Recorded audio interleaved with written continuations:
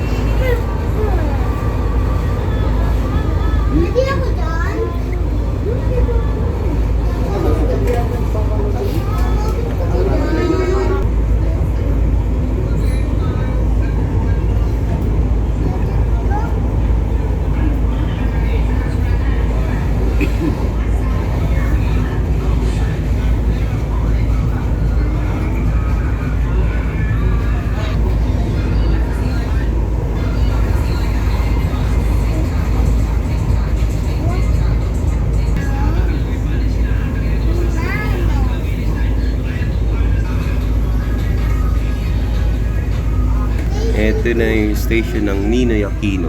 Ayan.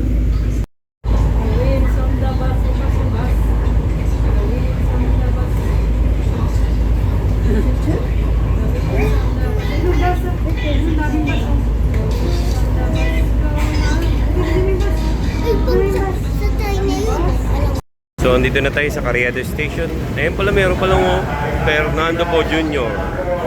So, ayan, exit na tayo. Medyo maraming tao ngayon sa Carriedo Station. So yun mga kawaps, nandito na tayo sa may kahabaan ng Carriedo, papunta ng Quiapo Church. At medyo maraming tao ngayon January 2, 2026. Ayan.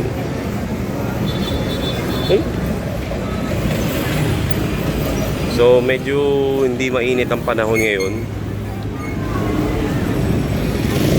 At kahit January 2 na, kakatapos lang ng New Year, ang dami pa rin tao na bumibisita dito sa Carriedo.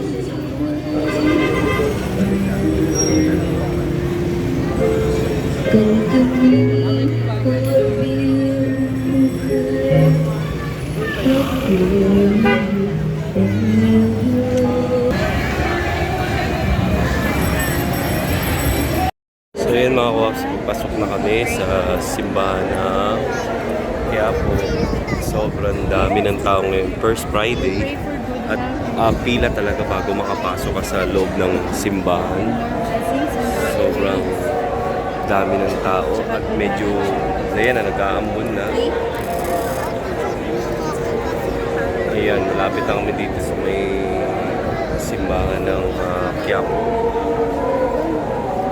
At yung iba hindi na pinapasingit dahil ang dami ng tao. Ayan.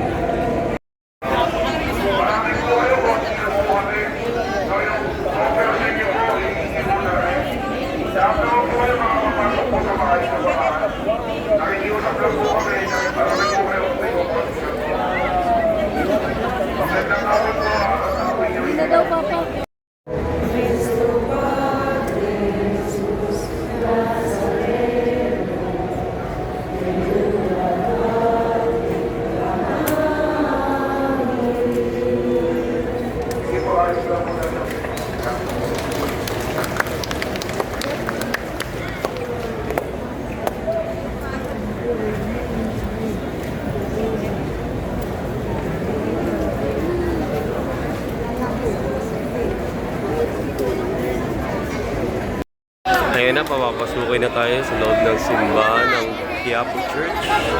At masaya ang mga tao. First Friday ng simba dito sa Quiapo.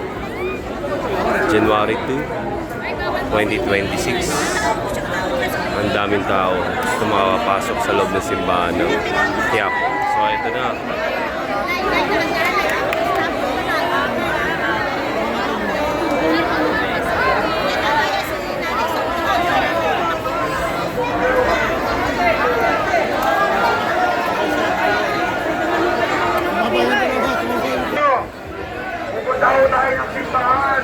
Asa si mama mo? Ayun ang pila oh. Ayan, dito, sumunod kayo dito. Dito.